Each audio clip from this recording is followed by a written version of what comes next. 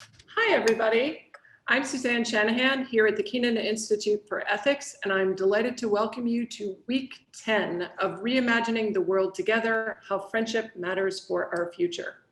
For those of you new to this conversation, each week the series brings together a set of friends or colleagues, often unlikely duos, to share how their relationship has shaped their lives, their work, and their commitments.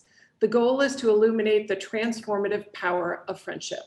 These often deeply intimate conversations offer us a glimpse into the inner workings of a friendship, where it came from, its logic, its challenges. They reveal what brings people together, whether it's show tunes or a commitment to racial justice, is not always what keeps them together. They each make clear that big friendships require hard work, serious hard work. Last week, Julie Beck talked about the importance of rituals and friendships. And as someone who loves both candy and costumes and Halloween on the horizon, I've been thinking a lot about the importance of ritual and this strange year when many rituals seem absent. Again, how do we think about friendship and ritual coming together, especially in this moment where it's hard to get together and it's hard to enact those usual rituals? Reimagining the World Together is part of the Purpose Project here at Duke, a collaboration between the Keenan Institute, Duke Divinity, and the Office of Undergraduate Education. The Purpose Project seeks to make explorations of character and questions of purpose signature features of the Duke experience. This week, we have a super special treat, two more amazing women in conversation moderated by the fabulous Professor David Toole. So 2 weeks in a row, we have our beloved colleague and professor jointly in Divinity Global Health and Ethics. More importantly, for those who don't know, he is the genius behind this series. And today, for only the second time in 10 weeks, he is a participant in the conversation. Last week, if you joined us, you will know I gushed on and on about David. And so to avoid him getting a big head, which would make my life quite challenging, I will only say that today I am super looking forward to learning again from David, as I do just about every day. David's esteemed conversation partners this week are Lisa Borders and Wendy Clark. Again, I love that we are showcasing two totally awesome women as friends. Lisa Borders is currently the CEO of the LMB Group, a management consultancy firm. She is a graduate of Duke. She also serves on the Duke Board of Trustees. Her career has spanned the public, private, and nonprofit sectors in remarkable ways. To choose just a few of the highlights, she has served as the president of the Women's National Basketball Association, as the vice president for global community affairs at the Coca-Cola Company, and chair of the Coca-Cola Foundation, and as president of the city council and vice mayor for the city of Atlanta. She is co-founder of No Labels, a nonpartisan citizens movement of Republicans, Democrats, and independents, whose mission is to address the politics of problem solving. And recently, she served as chair of the Borders Commission, an independent task force chartered by the United States Olympic and Paralympic Committee to review the organization's governance strategy and athlete protection policies. In 2018, Forbes called her one of the most powerful women in US sports, and People magazine named her one of the 25 women changing the world. When president of the WNBA, Lisa once said, "At the end of every day, we want to endure for centuries and be equally, if not more successful than our male peers." Hear that, men? We're coming for you. And second, we have Wendy Clark, who I believe met Lisa at Coke, but correct me if I am wrong. In September, Wendy became global CEO for Dentsu International, a global media, digital, and creative communications group with more than 40,000 employees. It is one of the largest advertising agencies in the world. Before joining Dentsu, Wendy spent almost 5 years with Doyle, Dane, Bernbach, or DDB, first as CEO of DDB North America, and then as CEO of DDB Worldwide. Among DDB's many clients are companies like McDonald's, Netflix, Uber, and the US Army. Prior to her role as CEO of these large firms, Wendy worked on the client side of advertising with an 8-year stint as a senior executive in charge of marketing, communications, and strategic marketing for the Coca-Cola Company. Wendy's long career in advertising has earned her numerous awards, among them her 2019 induction into the Marketing Hall of Fame of New York.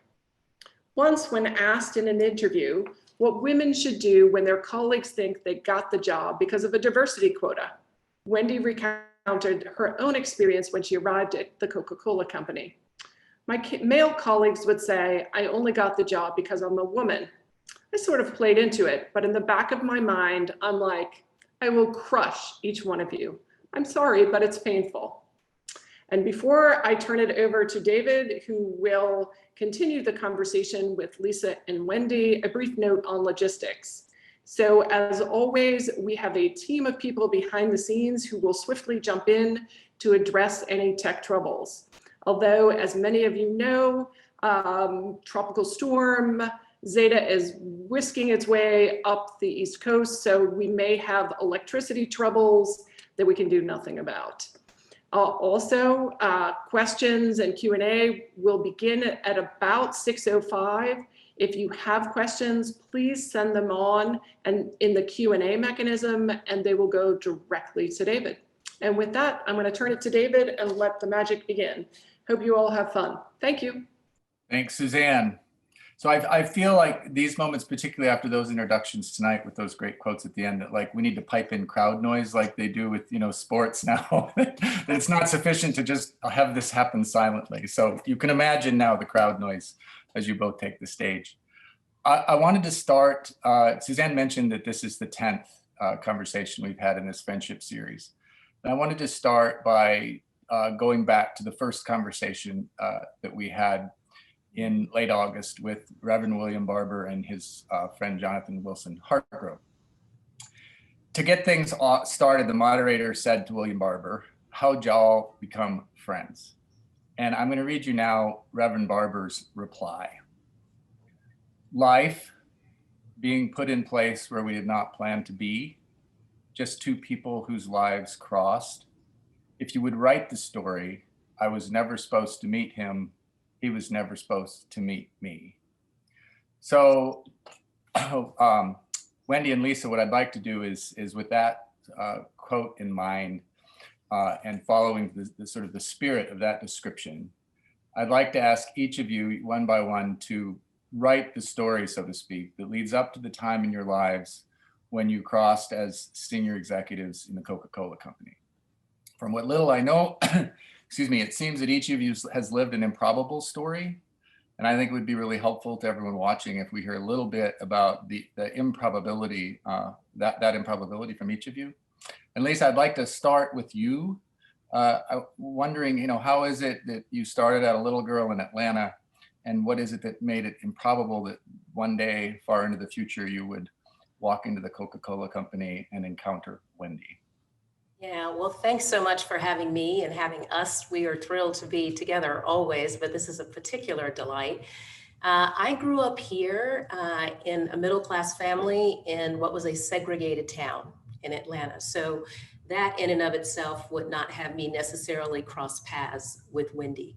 So growing up on the African-American side of town and living in a segregated community kept us in effect siloed. Growing up here was interesting because I grew up during the civil rights era. One grandfather was a civil rights leader. The other grandfather was a chauffeur at the Coca-Cola Company.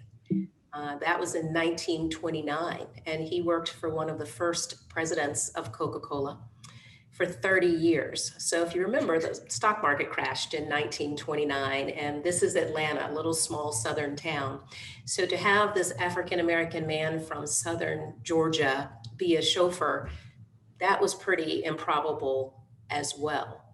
So fast forward, nearly 50 years, and I have the opportunity to work as a senior executive at the Coca-Cola Company, coming most recently from the public sector as vice mayor and president of the Atlanta City Council. I had the opportunity to work at Coke, running the Coca-Cola Foundation, so the philanthropic arm of one of the largest companies in the world. So our family had moved from the chauffeur seat to the executive suite in 2 generations, but that didn't necessarily mean I would have the privilege and the pleasure of crossing paths with Wendy. So it was improbable because of where I was born and grew up and went to school here in the city, but we were in 2 very different environments, physically, emotionally, psychologically, and any other way you want to cut it. So let me dig just a little deeper on that before I turn to Wendy with the same sort of write your story question, because I know from what I have gathered about your life, there's the improbability of the 2 of you meeting. There's also just the improbability of your own life. You know, even if you did grow up in a middle-class family, it wasn't a segregated town, and you did as a young girl have the experience of desegregating a school in Atlanta. And maybe to set you up, in case you don't mention it, the part of that story that I find the most intriguing in terms of the randomness of things and how you ended up leaving the public school system and going into that school, it has something to do with something on your 6th grade report card, as I recall. Boy, you're telling all the secrets. So just to tell it in the Reader's Digest version, I received a D, as in deficient, in conduct in 6th grade. My academic grades were all A's, and my mother looked at this report card and said, my God, you're going to end up under the jail. You are disruptive. You are learning, but no one else in the classroom is learning. I've got to find a place where you will be challenged. And what she decided was to pull me out of public school and have me test for what was then called a private school. We call them independent schools today. And I tested for that school in 1969, the spring of 1969, which was a very difficult time in the city of Atlanta, but an equally difficult time all across the country because we had very segregated school systems. Black schools and white schools, period, full stop. Even though civil rights bills had been signed by this time, it's one thing to write something on a piece of paper. It's another to bring it to life and have people really behave in the way that the legislation insists that we should behave. That year was unique, but those 6 years from 1969 to 1979 really set the tenor and tone for who I am. Desegregating that school as student of color number 8, and that's been my lucky number ever since, by the way, was no easy feat because I was called a racial slur every single day. It was a tough time, and it is often reminiscent of what we're going through today. Here we are, 50 years later, 2 generations later, we're still going through this. But yes, it all began with my D in conduct and my mother saying, this will not do, and sending me to a place that was far more challenging. Okay, great, thanks. So Wendy, same question to you, the improbability of starting where you started and ending where you've ended, and then also of meeting Lisa. Well, thanks, David. It's great to be here. And as Lisa says, we always enjoy being together. So if it's virtual, we'll do it virtually and with all these great guests. I've used the word improbability to describe my life for most of my life. My very genetic makeup is improbable. My mother was born and raised in Tulsa, Oklahoma, and she grew up in Caracas, Venezuela. She had an older sister who married a British man and moved to England. And on a chance one-way ticket, my mother went to England and met my father, who was the son of an upper middle class family. His brother actually went on to be the Queen's press secretary. He proposed 6 times. She said no 5 times, but on the 6th time she said yes. I think she knew the fate was not going to be good on this one. And the only good thing that came out of that union, I guess, is me. That might be a little too self-congratulatory, but I mean, the fact that those two genes somehow crossed and made me, that they ever met back in the 60s, is extraordinary. My parents were separated when I was 3. I don't remember them living together. I was raised by a single mother. And we were, there's no other way to say it. We were very poor. We didn't have a lot of money. My mom scraped and scratched to get by. I think if you don't know anything else, you don't really know what you are. But as I reflect on it now as an adult, I can remember definitely living paycheck to paycheck. There's a great story about her trying to sell her really dilapidated car, but just to try and make some money. But I was little, and so I had to sit in the back seat while the young teenage kid test drove the car. And I kept trying to interrupt, saying, mommy, mommy, mommy. And she's going, not now, Wendy, not now, Wendy. And finally I said, but mommy, isn't this car in its last legs? From the back seat, and this is a woman living paycheck to paycheck going, please, God, no. So yeah, I mean, there's that. My mother, obviously American, my father British, after a while wanted to return to the States. I went to 5 schools in 5 years. So 5th, 6th, 7th, 8th, and 9th grade, I went to 5 different schools. And so to know me today and to know me back then, you wouldn't recognize me. I was shy. I kept to myself. I was very unsure. But one, key skill that I learned, I could enter the room and figure out how to make friends. It wasn't through a gregarious or outgoing perspective, but, you learn survival skills.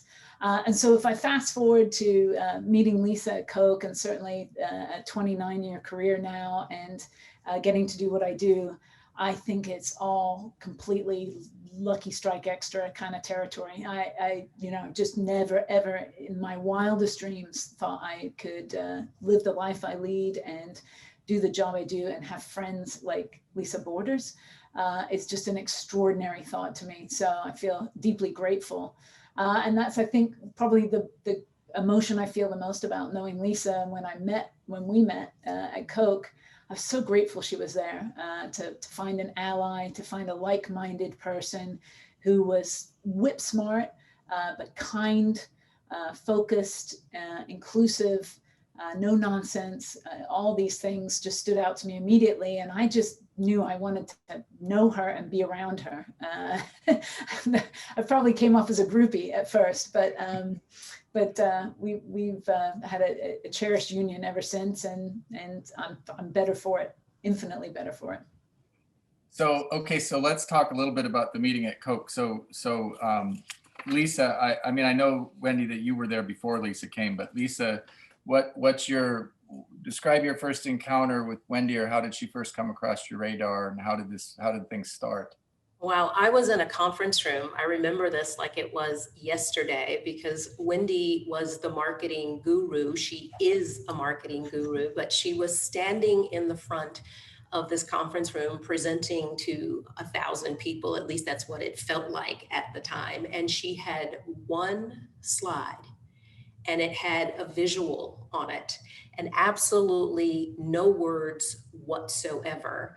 And she took the stage and she asked a question, and she had a conversation with the audience, and it was interactive, but she talked for an hour, and she had people on the edge of their seats the entire time. And she was like a diamond. She lit up the room when she came in, but her ability to grab that audience, enrapture them in what she was talking about, I thought, this is a bad girl. I really got to get to know her better. One slide, 1 hour, an enraptured group of people. They were buying everything that she was selling. I was like, yeah, I want to do that when I grow up. You might be leaving out that they all work for me and had no choice to. That's not these true. are details. These are just details.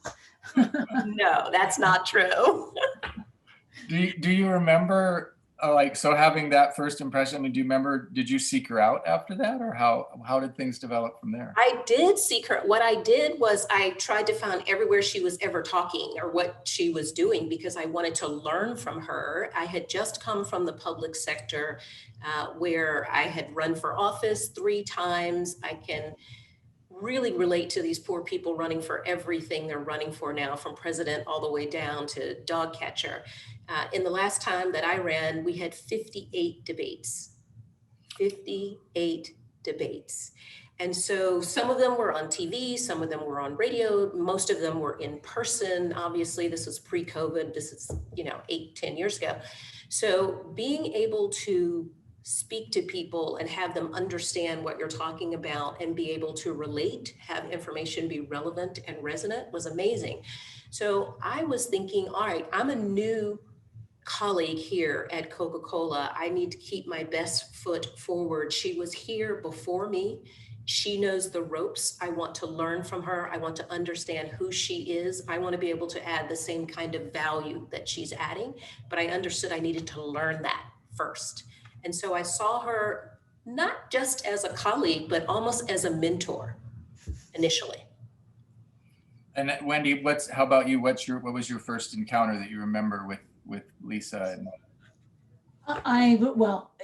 She came in with a lot of fanfare because she was Lisa Borders, and I mean, she just had a known reputation in town. And so the fact that Coke had been able to recruit her and woo her to the company was a really big deal.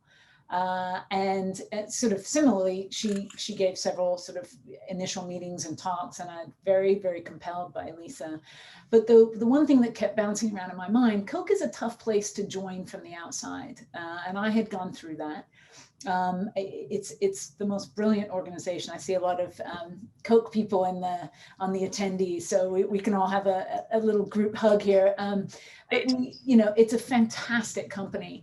But it's a really, it's a accomplished and intelligent company, and you've got to be able to kind of navigate and keep up with really intelligent, very quick people. And I wanted to try to help Lisa navigate what I'd been through, and I think I felt, for the first year or so, probably up to about 18 months, there's a little bit of the wind is at your face. You have to prove yourself if you come from the outside, and you have to, affirm your value and your contribution to the company. And I felt, knowing that Lisa was coming from the public sector, I had come from AT&T, which is another very big company. So, corporate politics and that sort of thing weren't unknown to me. And I was just a little nervous that, that Lisa might get, caught up in some of this stuff. And so more than anything, I wanted to insulate and protect her so that she stayed, because I wanted her to be there, because I just was, so compelled by her. So I think really my seeking out of Lisa was really in a way to say, I'm trusted, I'm friendly, I'm here. If it ever gets tough or difficult, or you want someone to bounce something off, just come hide in my office. We can talk. I'll tell you anything. I'll give you any advice I have. It may or may not be right, but I just wanted her to know that there was someone who was on her side from the get-go, because I knew there would be a lot of people, again, she was coming in with such a high profile that I just felt there would be some people that, she wasn't sure she would be able to, trust and navigate right away. And I wanted to be one of the people that she could. And so that was my entire motivation, was to have her stay and ease her path into the company. So what is it from that? And for this is whoever wants to grab this one first. I'd be interested to hear from both of you on this. What is it from that point forward while you're together at Coke that sort of cemented the relationship or had it sort of grow? I mean, you clearly admired each other from a distance initially, then you sought each other out, but how did it develop from there? Wendy, you want to start? Well, no, it doesn't. Like me and Donnie and Maria, if you want. Well, I would just say we did have occasion to be in meetings together. I mean, marketing, the foundation is perhaps one of the most amazing marketing tools of the company, although we're very careful, there's a church and state there, but the good works of the company are things that are gifts for marketers reputationally. And so we had occasion to be in meetings together, which I think was helpful. And I think, I mean, you might have seen me smirk a minute ago when Lisa Borders calls me a mentor, which is, that will go in the book someday. But, you know, she was, you know, Lisa's had, you know, been in so many different piece parts of the world, from public to private. And I just knew I could learn a lot from her. I was much more one-dimensional from that perspective. And so I think we just ended up having lunches. We'd steal away when we could, and coffees and chats. And I think just wholly started to fully enjoy ourselves. I was thinking, preparing for today, the one thing I would say after spending time with Lisa, anytime when we have a coffee or a lunch now, my face kind of hurts from smiling. I mean, genuinely, I say that we smile and laugh, and, you know, even in that we've had some really tough moments, and yet I leave positive and uplifted and believing, and that's a very powerful feeling from a friendship. That's right, on so many dimensions. I think the conversations that we had on an ongoing basis, when you find someone who is kind to you. I mentioned at the top of this conversation that I helped integrate a school. People were not kind. They were not. I got called names every day and picked on.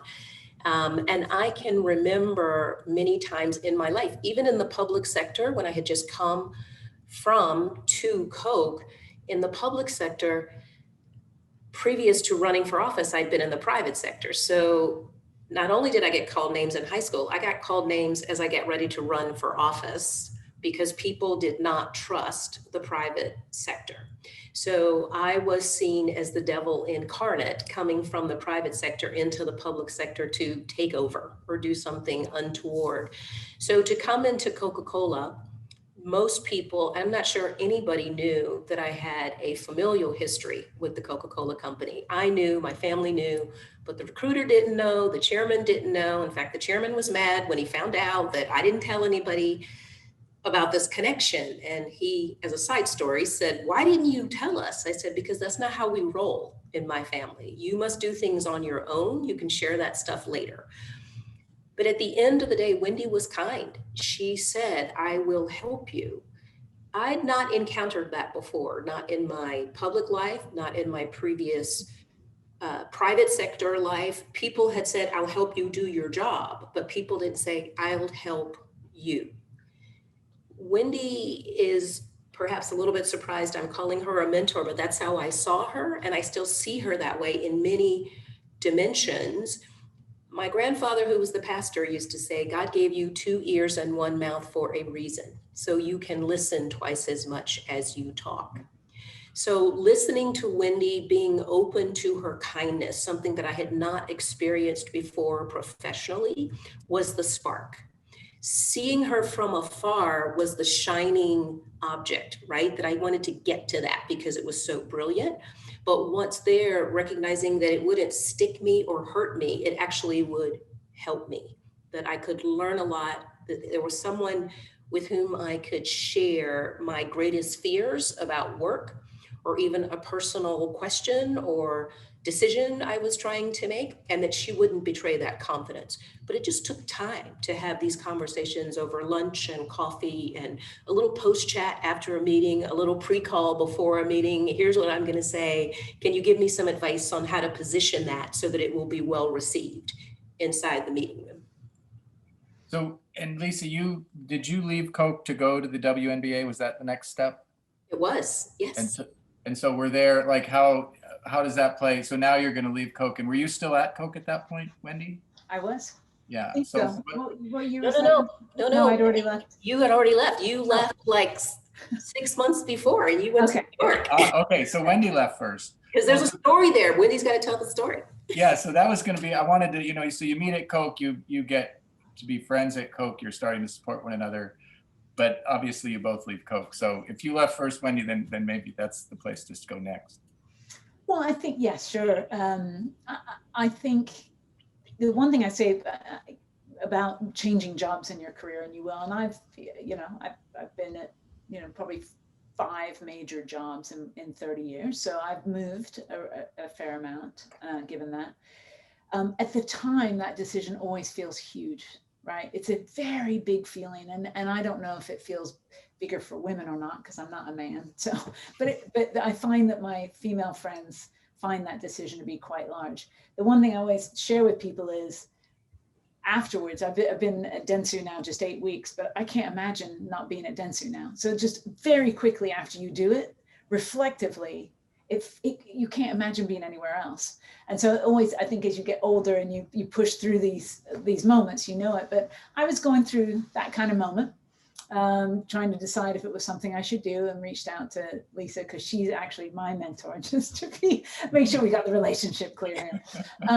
And just draw on her knowledge and her confidence. I mean, I think what friends, to the point of this discussion, friends give you wings, friends give you confidence, friends remind you of the strengths you have.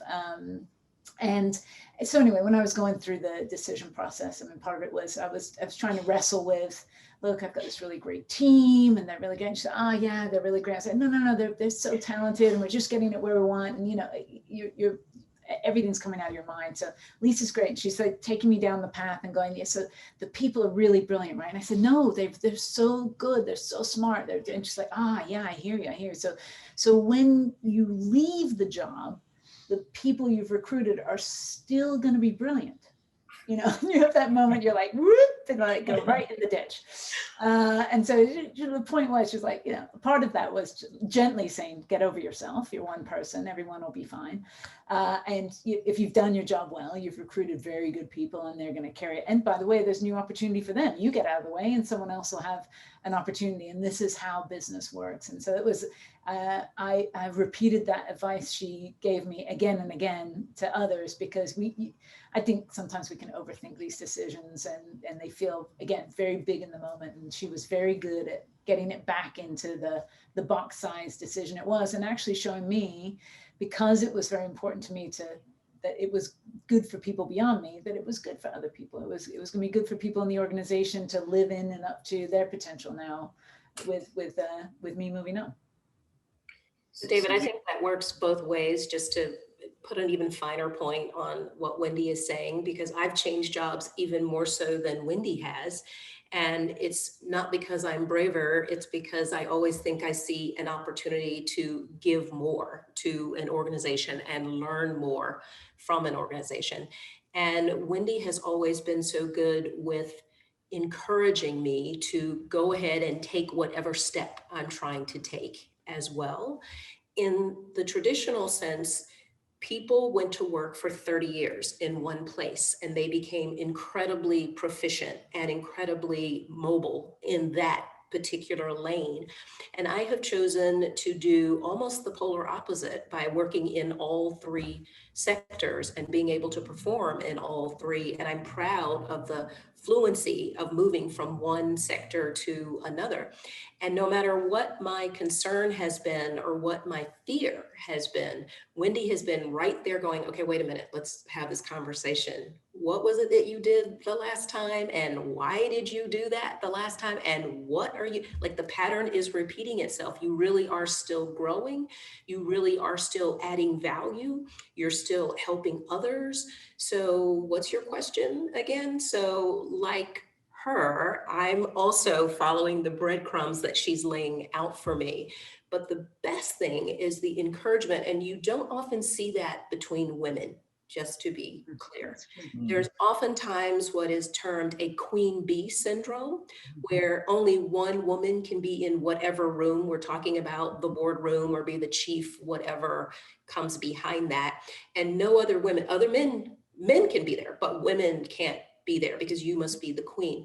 Wendy's the opposite of that, bringing along, not only encouraging people like me, but her subordinates, her colleagues, people that have worked with her developing. So that's a trait and a quality that aligns with my value of inclusion, long before it was a buzzword with diversity, equity, inclusion. Like, we were talking about this and behaving this way when we met, and we continue, each of us, to cultivate that skill. It's a competency that must be, I think, nurtured on a regular basis. Let's talk about that a little bit, because I mean, one of the things that intrigues me about your experience, both yours experience in the various sectors you've worked in is, but particularly in the corporate sector, what are friendships like? I mean, so first of all, even from your descriptions of meeting and encountering one another at Coke, the visual you get on that is Coke is a big place. I mean, there's a lot of people that work in Atlanta, right? So it's not That's as if kind of an understatement, David. so when that's the world you're caught up in,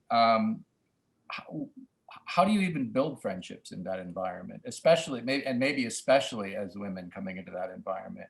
You clearly found each other and got close and built a friendship out of that, but it doesn't sound like that's necessarily the norm or easy to do. So what's been your experience of not now your own friendship, but friendships, the ability to build that kind of friendship in a big, massive, competitive corporate space? Well, I would, I think that comes down to you as a person, and your confidence and your security or insecurity. I mean, I don't think you can befriend someone if you're not comfortable with who you are and where you are in the organization. If they're, and I reflect on lots of corporate experience. The people who are insecure, who, you know, are not necessarily fully comfortable and present and, you know, in who they are, I think struggle very much to give themselves and to connect with others because they're not really firmly in who they are. I think so much of this, and it does a little bit come back to that improbability, to kind of connect a theme here, because I think Lisa and I are both living lives that we never really thought were available to us. It all feels like bonus time. Like I'm so comfortable, you know, saying, look, if this all ended tomorrow, I'd be like, well, that was a hell of a ride. You know, I never thought that was going to happen. I wouldn't be, I mean, honestly, there would be no disappointment in me. So I think when you come from a place like that,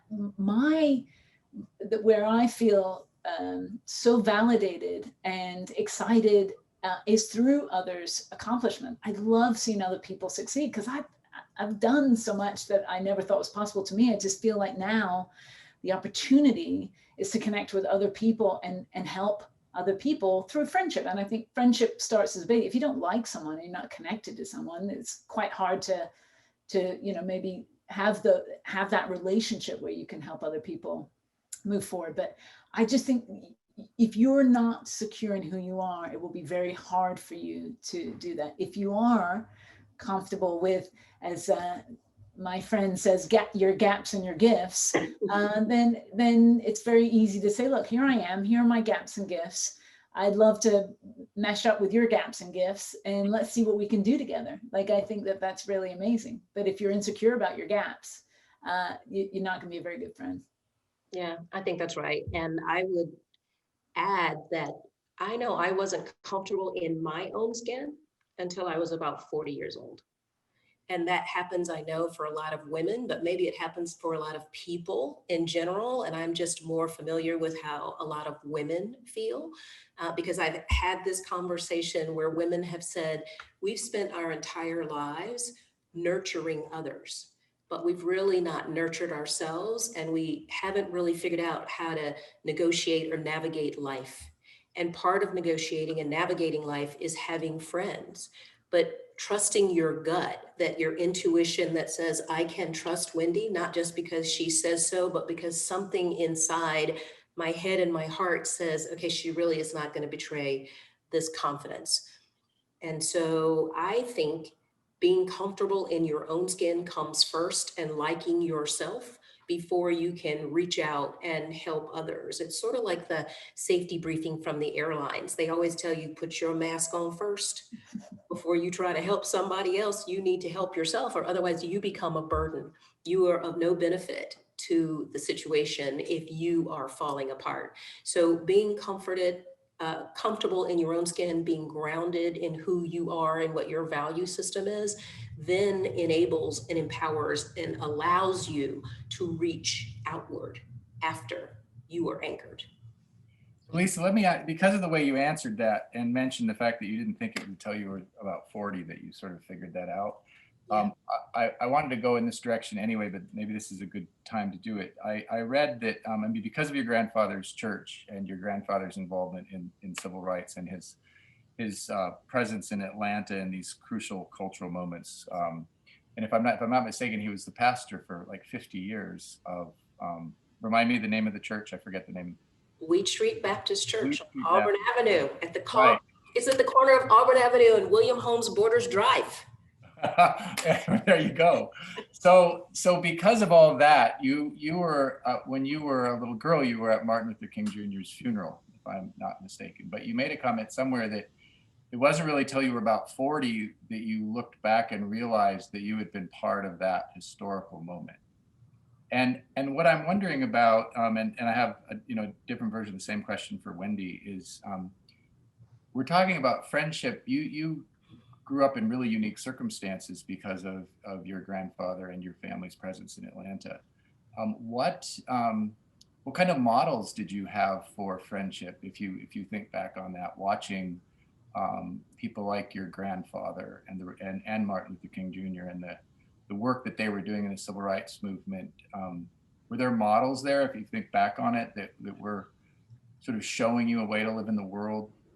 Sure, that's a great question. And I would just comment that when you're living history, when you're in the moment, it feels like you're in the moment. It doesn't feel like you're living history, right? To see Dr. King and know who he was today in retrospect. When I was growing up, it was Yoki's dad and Marty's dad and Dexter's dad. It wasn't Dr. Martin Luther King. I mean, I'm sorry, it wasn't. And their church was Ebenezer, and it is 1 block away from my grandfather's church. Their grandfather was Daddy King, my grandfather, so when we were growing up, you're just growing up and you're playing with kids that are your same age, and their parents are just their parents, right? Their parents are goofy, just like your parents are goofy. Who knew, right? But I think the model that I would rely on would be not only the work that my grandfather did and the people that I saw. It was really all about community. Everybody was an extension of your family. So there's your biological family, but then the community was your broader family. So whether it was my father, who was a physician, so his flock was people who were sick that he was helping to make well, or my mother, who was a community activist and organizer who put together all the communities north and south of the city, I always saw the model that said, you are your brother's keeper, you are your sister's keeper. Your responsibility is not only to your biological family, it is to your extended family, period, full stop. There was no question about that. It was reiterated, but I saw it every single day come to life. My grandfather had a big wooden board outside of the church, and he had painted on that board all 52 sermons for every Sunday for the entire year. So that was a training in preparation, for goodness sakes. So not only did he have those sermons out there, but when he preached them, the doors of the church literally were open. And he called the church God's mighty fortress on Auburn Avenue, where the doors swing back on welcome hinges. The fact that I can remember that at soon to be 63, it was like drilled in my head that every voice should be valued and every person deserved respect and dignity. The same was true of my father when he took me on house calls as a physician, and I still have his medical bag with his name on it, where it was kind of it was like Marcus Welby, right? Only Marcus Welby wasn't even on TV then. So watching them treat everybody as if they were part of the family is how I run my life today.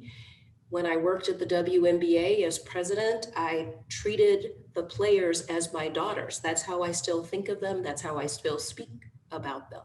So the familial sense, the notion that each of us is inextricably linked, is what I learned as a little girl, watching my grandfather, my mother, my father, and Dr. King and all the other adults that were in my life at the time. You maintained any of the friendships from when you were running around with all those other little kids that, had parents in the movement and you didn't know what you were living through?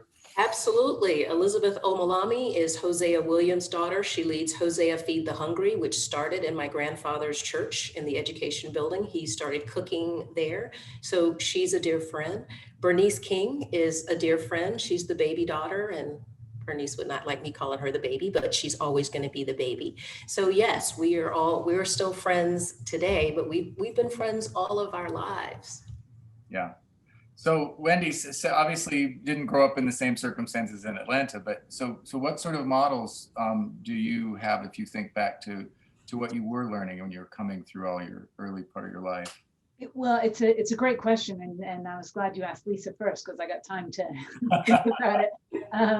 But I've never thought about it before until you asked. But I was raised by a village because a single mom who was working. When there was time off school, spring breaks and stuff like that, she couldn't take vacation. So her friends, my mother's friends, raised me. I mean, across the summer, on the summer holiday, every week, I was with a different friend. It was just like everyone had their assignment of keeping me. And I was a good kid. I mean, I wasn't but her friends made that possible. After school, between after school and when she got off work, I would go to friends' house. I mean, my recollection of my childhood is largely at other people's homes. And that's sort of an interesting thought that model, and by the way, largely women. And so that model is so ingrained in my mind as I think about it. And the village that circled around my mother and said, we'll make this work, and Wendy will always be safe, and she'll be fed, and she'll be fine until you can show up, and don't worry about it. That's a very, very prominent thought in my mind of her best friends. And I think I have replicated those friendships. I think I've sought those out because I saw how strong they were. My mother never remarried. So her, from my earliest recollection of my mom is she's been single, or she's still living. And so those pronounced female friendships are very, very clear for me as I think about it. Great. I'm glad I asked that question. So let's move now to sort of the larger world. So the series is Reimagining the World Together. And so the hope is always that we get a couple friends together to talk about their friendship, and then, we turn you into commentators on the world. And so let me start with you, Wendy, on this one, only because I'm especially intrigued of the long relationship you've had in marketing and advertising, which I know nothing about, except, I turn on my television and I'm on the receiving end of such things all the time. You're welcome. But it strikes me, I think maybe the best way to put it is it just strikes me that in a certain sense, the role that you're in, especially, this new role now where it's become so expansive, it's like having an ear to the ground.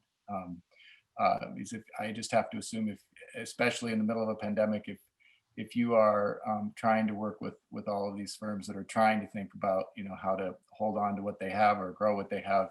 And at the end of the day, on the other end of all that is consumers who, need products, et cetera. So what's your sense of what's going on in the world right now, and where do you think this is really taking us if we're going to reimagine where we're headed from here?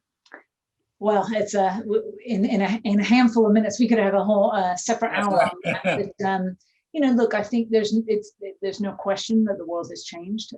There are behaviors, consumer behaviors, needs, and wants that will never go back. They will be permanently changed from the pandemic. I think for marketers, the multi-million-dollar question is which behaviors are permanently changed and which behaviors will go back. But I think we can be clear that, the expectations of, as consumers, of being understood and of having brands and companies knowing and understanding us, serving us with things that are right for us, right for our family, right for our needs and wants is an expectation now. We're never more frustrated than when that pair of shoes that you search for and you already bought follows you around the internet for your searching for the next, that's very frustrating, right? That feels like a very ham-fisted, move by a brand. And so our expectations are quite high now of, look, I know you know me, I know you've got my data, And so I expect you to, behave accordingly. Dentsu does a longitudinal study with CMOs. We talked to 1,361 CMOs in 12 different countries this year, just in June, July timeframe. And there's 5 sort of core focus areas for what we're calling frontier CMOs, which is the minority of them right now. But I think it's probably instructive for how at least marketers are looking at the world. The number one thing is hyper empathy. And that empathy is deeply understanding consumers, and they do that in real time because all the tools now afford us to know consumers in real time. The next thing then is, with that hyper empathy, they want hyper collaboration. So they expect their teams to collaborate well, both internally, partners, consumers are part of that collaboration now.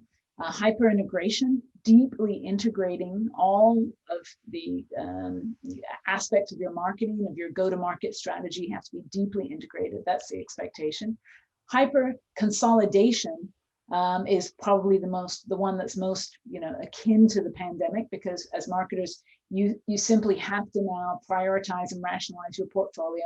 Not all brands can maintain support. Your investment is down, and you're having to make more prudent and prioritize decisions. So we are seeing consolidation.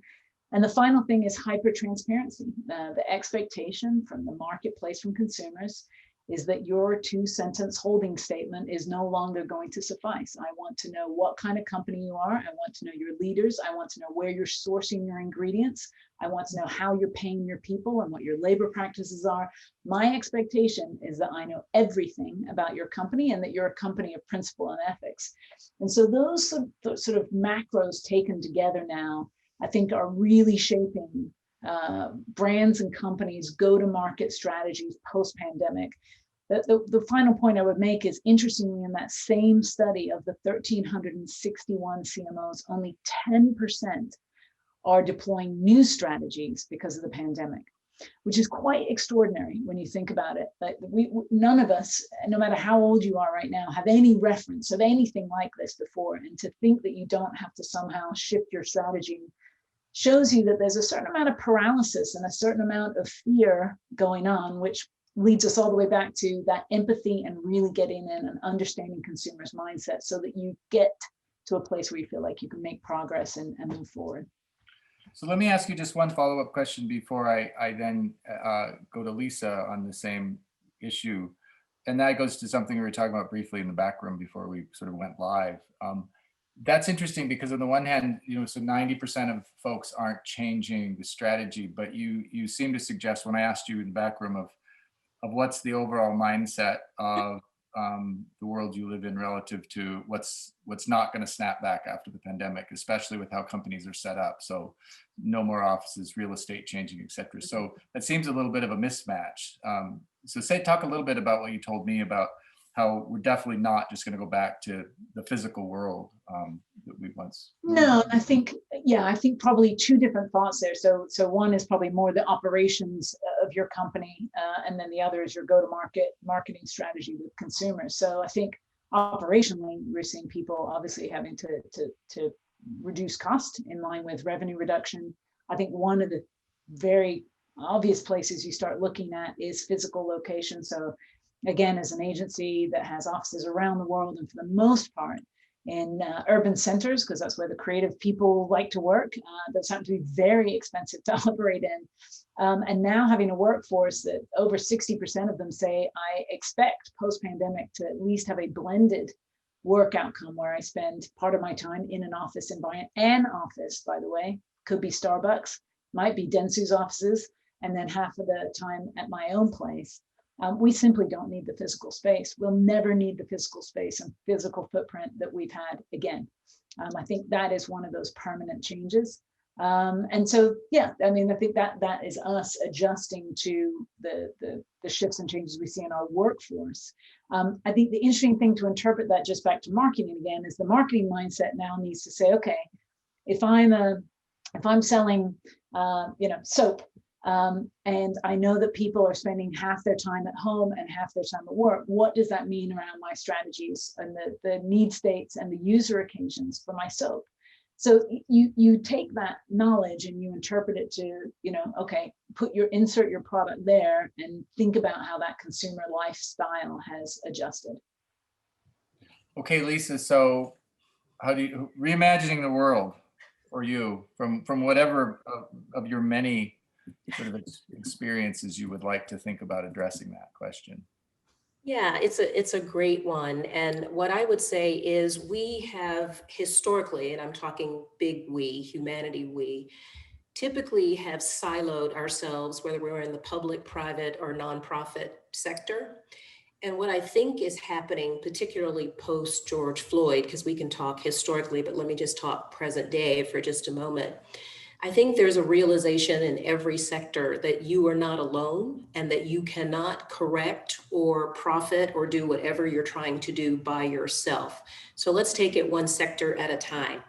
In the private sector, often we only heard CEOs and senior officers talking about shareholders. Now you have them talking about stakeholders, recognizing that employees are the greatest asset as opposed to the product they're producing or the service that they're providing. That was not the case just 5 years ago or 10 years ago. You had schools of thought that said, command and control, do as you're told as an employee. And I won't cite who that CEO is, but those folks who are in corporate America know who that person was.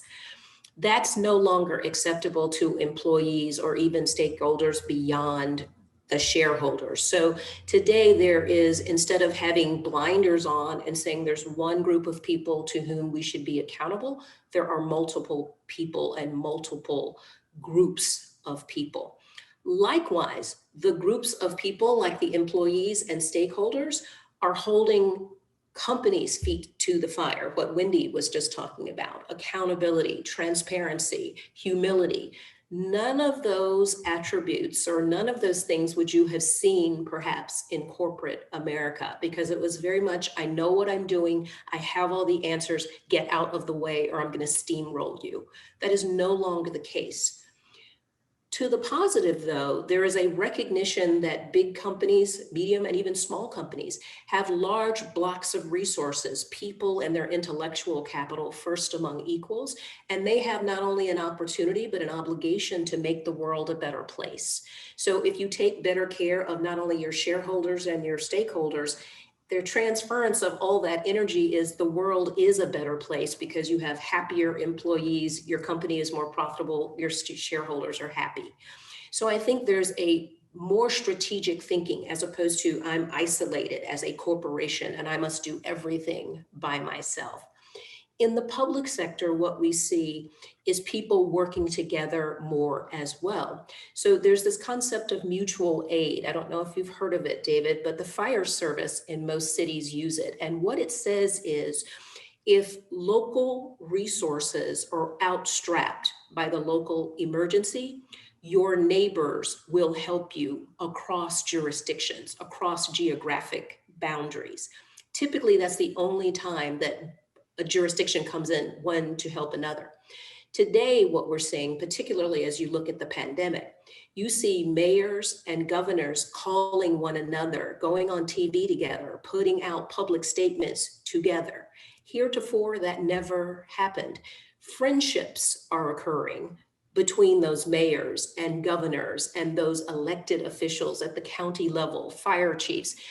That perhaps would have happened another time, another way, but I see the world reimagined in a positive way if those relationships stay in place and you're not just using mutual aid as a concept when there is a crisis, that you are using mutual aid to find best practices to run your city or run your school system or reduce your crime rate. Likewise, in the nonprofit sector, typically you have a mission-driven organization, the American Cancer Society, and they're working on eliminating cancer in every part of the body. But what they're finding out is they are working on the outcome end. They're trying to mitigate a bad outcome, people having cancer, people dying. What they're now finding is, well, we should perhaps work with the healthcare people and with the people who are in health sciences so that people are healthier and don't get a disease, whether it's cancer or any other. So working on the front end of the problem as opposed to the back end. Friendships are developing there between companies and organizations and health systems that are trying to eliminate a problem with those who are trying to prevent the problem to begin with. So I think anytime you humanize a situation, anytime people understand that real people are affected and we really are more similar than we are dissimilar, it oftentimes comes through friendships that are created, cultivated, and curated over time. And then you can do all this big strategic thinking because you have someone that you trust and in whom you have confidence and for whom you have respect, that you're able to have difficult conversations. One last thing, this year has been tough for everybody, but certainly tougher for communities of color. And what we are finding, thank goodness, everyone now has an Apple iPhone or a Samsung Galaxy. There are citizen reporters on every corner, or perhaps we would not have seen the visual of the George Floyd murder.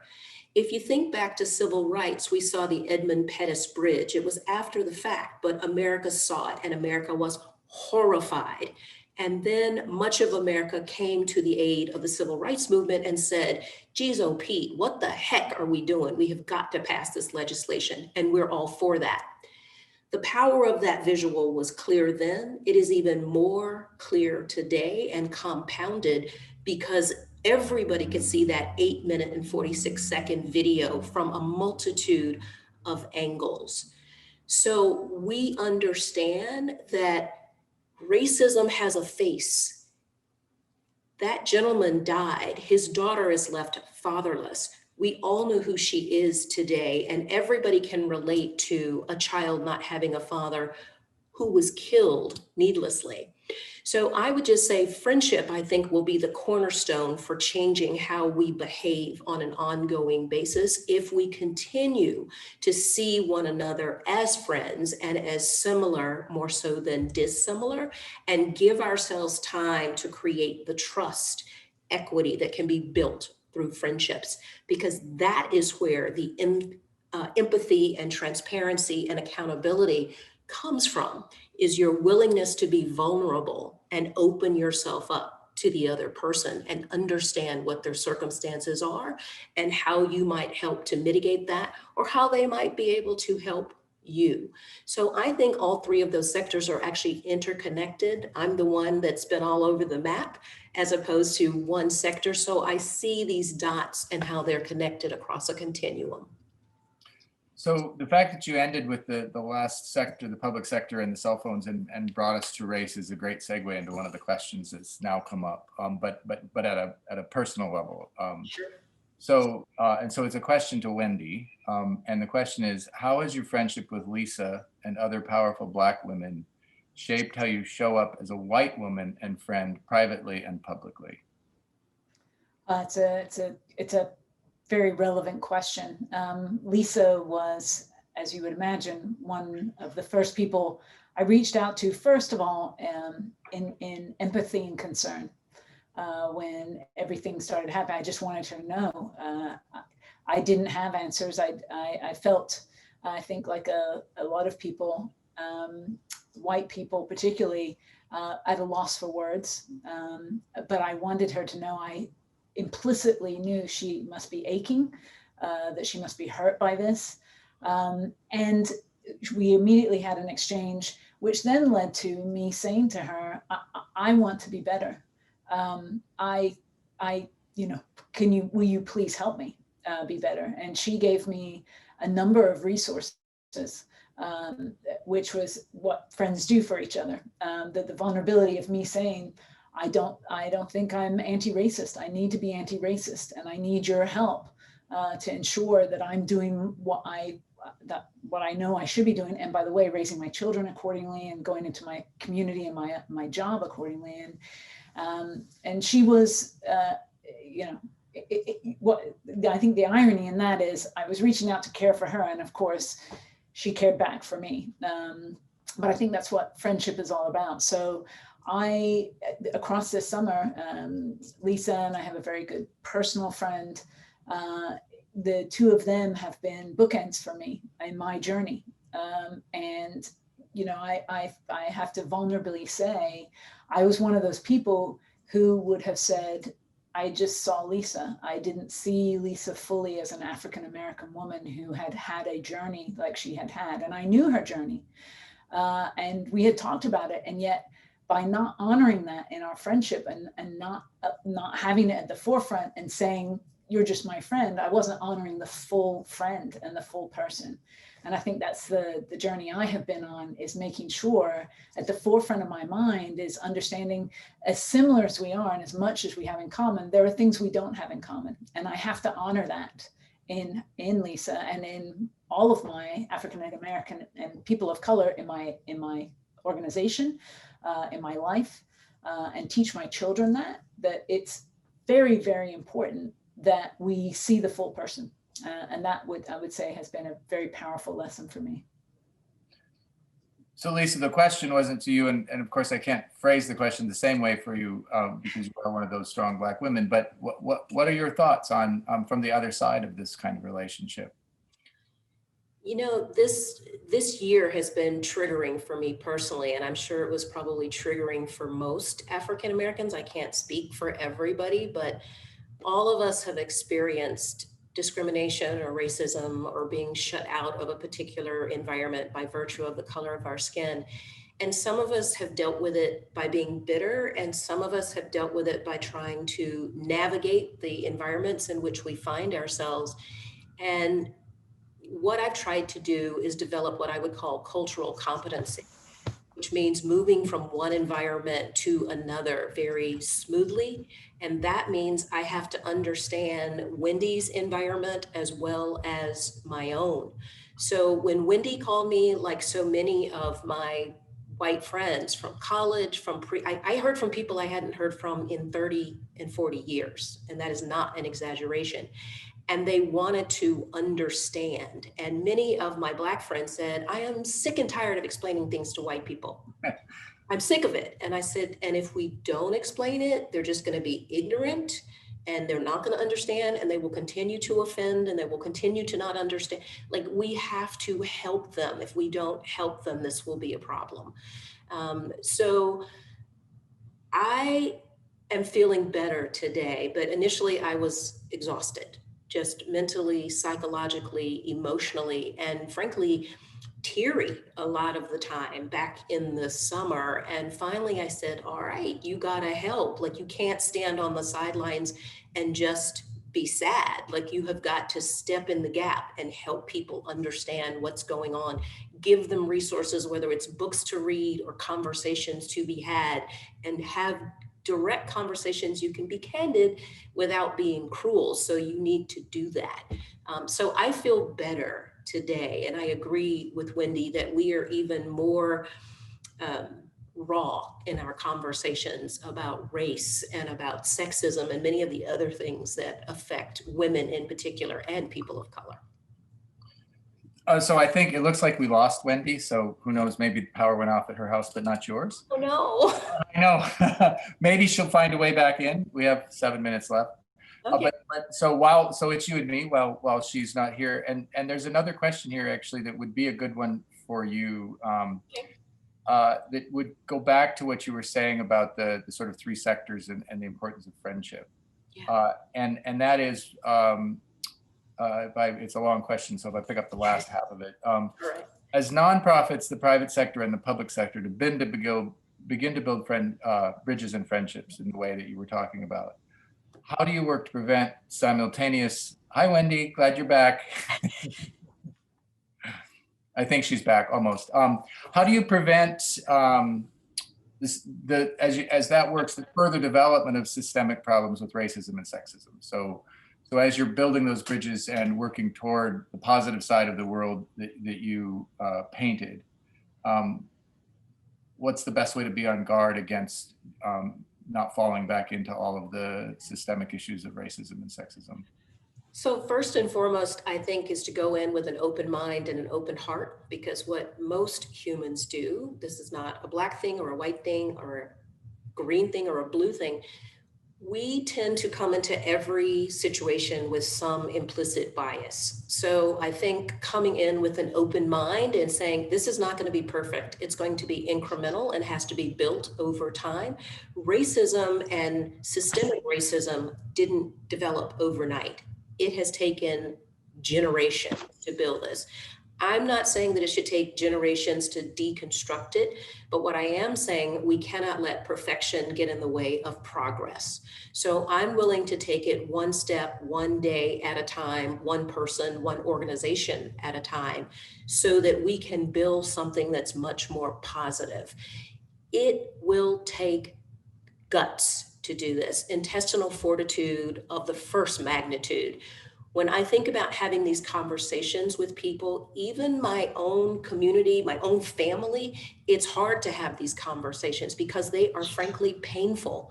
And it brings up a whole well of emotion that most of us have not processed. We're talking about generations of trauma and pain. So I'm not asking folks to set that aside. I'm asking them to have it be a companion issue that you're dealing with while you're trying to build the new world that we're talking about. It's very much like you hear in business, we're going to change the oil and change the tires while the plane is flying, right? We do that in business all the time. And frankly, we do that in our personal lives at home all the time. We don't solve one problem at a time.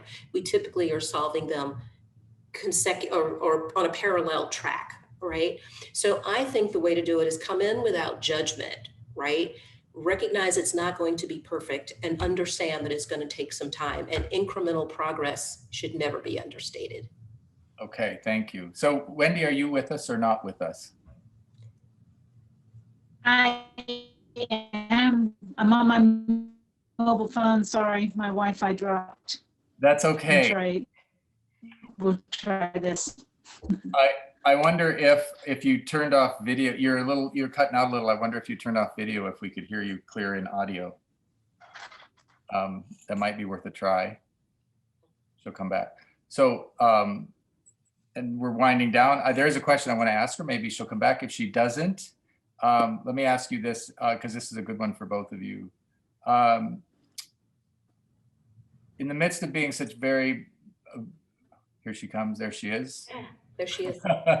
Let's try and grab her because I want her to get. Are you here, Wendy? Don't think. Oh no. Well, Wendy, I'll tell you what, if you can interrupt us at any time. So Lisa, you can just take the question and Okay. Scream at us if she's actually here. Because it doesn't look like we're really getting her. So the question really has to do with, in the midst of being so busy with the lives that you lead, how do you maintain friendships like the friendship you have with Wendy? Where do you find the time? How do you connect? How do you be intentional about that when you're just so busy? Yeah, you know what? I have figured out at this point in my life, I'm just not that busy to not prioritize my friends. We all make time for what we think is important. Before this pandemic, I think all of us were running around basically with like chickens with our heads cut off. And now that we have slowed down life, or life has slowed down because of the pandemic and the economic situation, the healthcare situation. So I make the time to check in with Wendy, to say happy birthday, to ask her what city she's in, did she get the jobs? And oftentimes I will say things to Wendy and she doesn't always know what I'm thinking. I might ask her where she's going to be for the next week so that I can send her the congratulatory roses to the right place. So I think you just have to make the time. You have to decide that this is something that's important to you, and her friendship is very important to me. And like all things that continue to bloom and thrive, you must be attentive to them, and friendship is no different. Okay, thank you. And I'm sorry that we lost Wendy, but we're now at time. So thank you so much, Lisa, for taking the time to do this. And Wendy made it almost to the finish line with us. David, may I say one more thing? Yes, you may. All right, so let me just say this. It's a poem by Helen Steiner Rice about friendship. Okay. Friendship is a priceless gift that cannot be bought or sold, and its value is far greater than a mountain made of gold. For gold is cold and lifeless, it can neither see nor hear, and in a time of trouble, it is powerless to cheer. So if you ask God for a gift, be thankful if she sends not diamonds, pearls, or riches, but the gift of real true friends. That's Wendy to me. Oh, that's beautiful. And I got to hear it. Came right back in the end to hear that. And so it's awesome. Thank you, Lisa. You got back just in time. And I mean, I have to say, and I know I got in trouble last week because I went over time, but we lost you and you're back. And I want to hear one more thing from you. So I guess that Lisa sort of had this beautiful poem to wind things up. So what would be one thing you would want to leave us with? Ooh, well, now of course she had this lovely thing. This is the story of my relationship with Lisa, which is like she does amazing things, and I just sort of collapse across the finish line. You know, I was thinking about there's so much division in the world right now, obviously, and certainly in our country. And it struck me preparing for this and thinking about it that even the people I don't share values with and I don't agree with and might see myself so very different from, have friends. And it's sort of interesting that friendship is something that even if you don't have values in common, I know that someone is a friend to that person. And is that then an on-ramp to try to find a connection because we both share friendships? So that was just a sort of provocative thought that crossed my mind as I was thinking about this. It feels like perhaps one of the common denominators of which there are so few in the world anymore is friendship. That's fantastic. Great. What a nice, yeah, it's a nice counterpart to Lisa's poem. So thank you for that final word. Sorry we lost you, but really glad that you came back. Thanks again to both of you. And for everyone listening, we have one more of these conversations left next week, same time, same place, Thursday, 5:15. And it will be Anthony Arnove and Sonia Shaw. Thanks again, the two of you. Great to meet you. Everyone have a good night. Bye. Bye.